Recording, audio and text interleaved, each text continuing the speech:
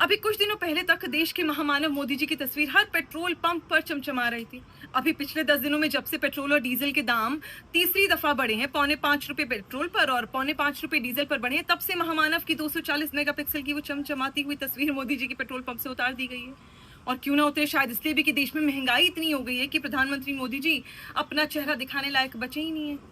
Timing देखिए, अभी थोड़े दिन पहले तक चुनाव था, तब तक सब बढ़िया था, महंगाई स्विट्जरलैंड घूमने गई हुई थी और अमृतकाल तो देश के प्रधानमंत्री मोदी जी के चरण कमलों में चरण वंदना कर रहा था। पर जब से चुनाव खत्म हुए, पेट्रोल महंगा, डीजल महंगा, एलपीजी महंगी, सीएनजी महंगी, दूध पर 3% दाम बढ़ गए हैं, दाल पर 15% दाम बढ़ गए हैं, कुकिंग ऑयल, आटा, चावल पर 12% दाम बढ़े और सब्जियों पर 10 से 25% तक की दामों में बढ़ोतरी हुई है। क्या जो लोग सैलरी वाले हैं उनकी हर साल 25% सैलरी बढ़ रही है? क्योंकि जहां तक डेटा कहता है तो 3 और 5% तक भी घिस घिस कर सैलरी हाइक्स हो रहे हैं।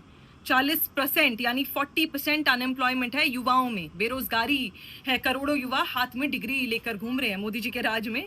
सुबह चाय महंगी, दिन में दाल महंगी और रात को अगर कुछ मुफ्त मिल रहा है तो मोदी जी का मुफ्त पीआर प्राइम टाइम शोज पर और न्यूज चैनल्स पर।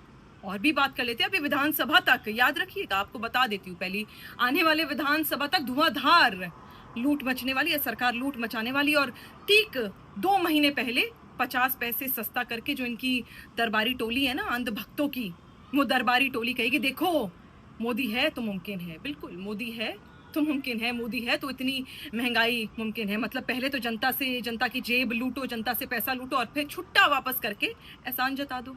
वाह।